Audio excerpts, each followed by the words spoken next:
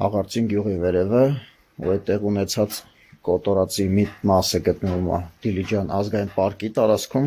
մյուս մասը համայնքային տարածքներ են, այսինքն մեկը մտել է տարածք կամ մեկը չէ, մի 10 հոգի, որտեղ այդ քանակի կտրել այդքան հեշտ չի, ու պրոստը արխային փրթելով գնացել է։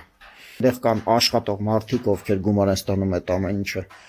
պահպանելու համար։ Դիլիջանի ազգային պարկի Հաղացինի հատվածից այս նկարները օրերս հրապարակել է բնապահպանի տուն նախաձեռնության հիմնադիր Գոռ Հովհաննիսյանը։ Նա երկար տարիներ կամավոր հիմունքներով զբաղվում է այս անտառի պահպանությամբ։ Լեռնային մոտոցիկլետներով նախաձեռնության մյուս անդամների հետ պարեկում է անտառում եւ հարյուրավոր ընդհարումներ է ունեցել անտառահատների եւ իրենց գործը մեղմ ասած լավ չանող անտառապահների ու անտառապետերի հետ։ Ձմեռվանից հետո շրջայցը այս տեղամասում բացահայտել է ծառերի հերթական կոտորածը։ Կա ինչ-որ մեկը, ով է տարածները գիտի, որքն է համայնքային, որը չէ, ինչ-որ մեկից մեկին էլ ոնց որ այս վերջերս գործից հանել են,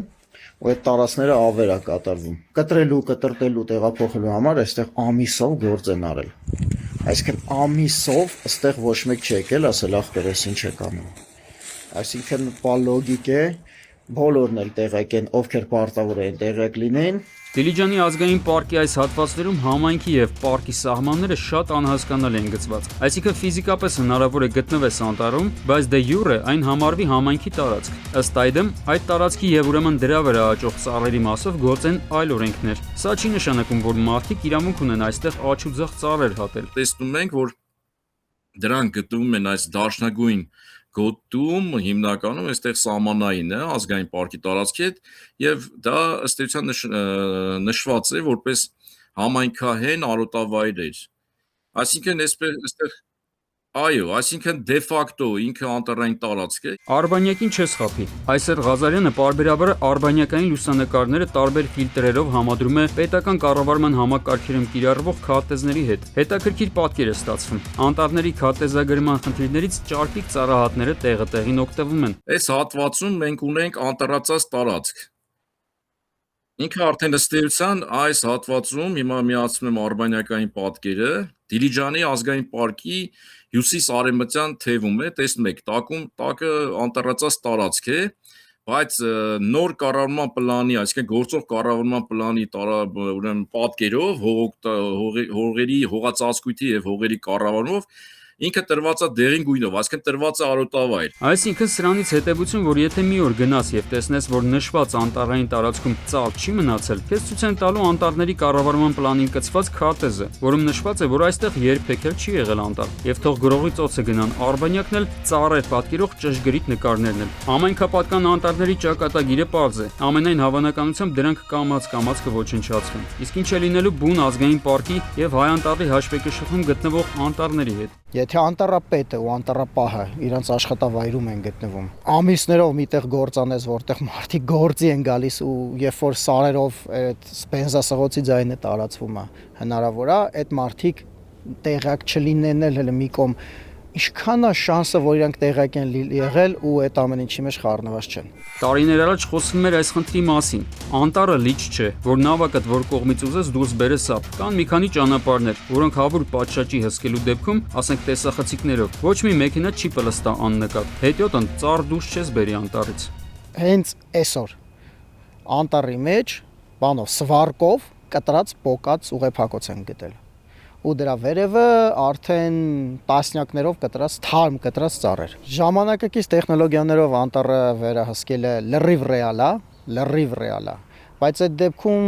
պիտի աշխատավարձները 2 անգամ շատ լինի ու լինեն կրթված ու պատասխանատու մարդիկ։ Պատահում է, որ ապօրինի փայտահատներին աջակցելու մեղադրանքով անտառապահներ կանգնում են դատարանի առաջ, բայց դատական այդ գործերի ճակատագիրը մնում է անհայտ։ Կա կարծիք, որ ամեն ինչ ավարտվում է վնասի փոխհատուցումով եւ վերջ։ Իրականում ժամանակակից տեխնոլոգիաների կիրառումով կարելի է շատ արագ փաստերով ֆիքսել, թե որտեղ, երբ, որ ծառն է հատվել ու դատարանի առաջ կանգնեցնել տվյալ տեղամասի համար պատասխանատու պաշտոնյաներին։ Կարմիր գույներով սրանք անտառի ուրեմն ծառերի այսպես սաղարթներն են։ Այս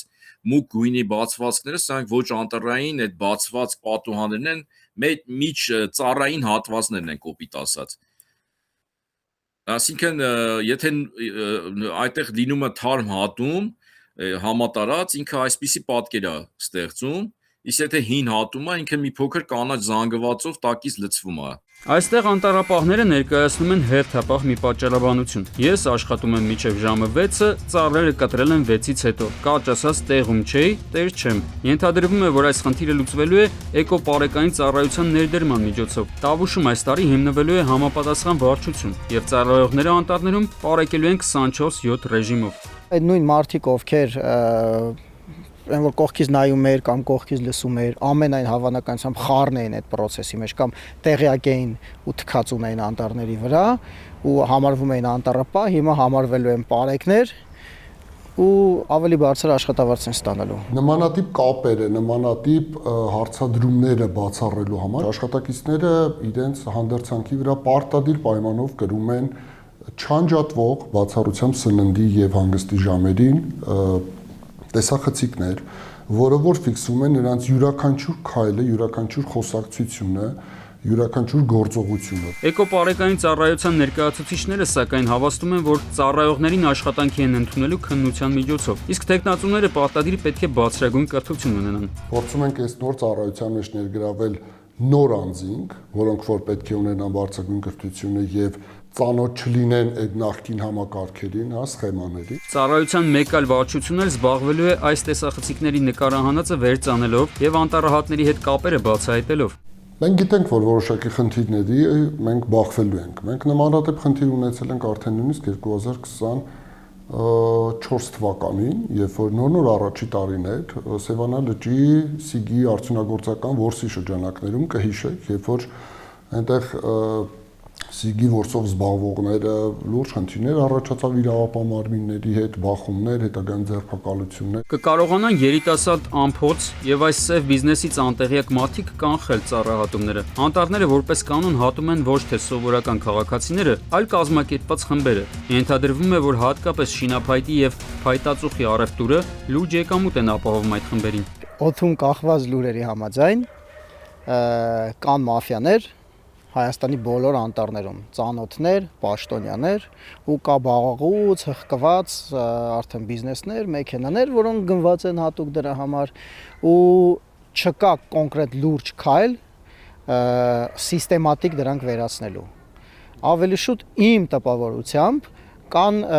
ցուցադրական ինչ-որ պստիկ քայլեր, որոնք ներկայացնում են, անում են այսքան գործ, ներկայացնում են սենց ու սայլուտներով ու փայլիկներով։ Էկոպարեկային ծառայությունը անտառահատումների դեմ պայքարի օղակներից մեկն է։ Ոչ պակաս կարևոր են իրավապահ եւ քննչական կառույցները, որոնք պետք է բացահայտեն այս սև բիզնեսի ցանցերը եւ հիմնական եկամուտը գրպանող գլխավոր շահառուներին։ Օդում կախված լուրերի համաձայն նրանք չափազանց բարձր եւ ամուր տանիք ունեցող անձինք են։ Հենց այս խոշոր շնաձկների բացահայտումն էլ ցույց կտա, թե որքանով են արդյունավետ աշխատում նոր կառույցները։ Գիտեք, թե որքան ժամանակ է անհրաժեշտ, որպեսզի բոխին մոտ 1 խորանարդ մետրի հասնի։ Նկատում եմ բոխի ծառը ձեզ 1 խորանարդ մետր փայտանյութ տա։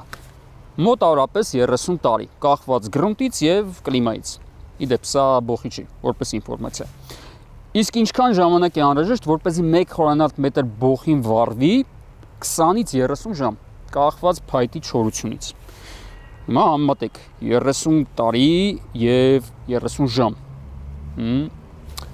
Արմեն Աթալյան, Գրիգոր Հովսեփյան, Սուրան Գյուն։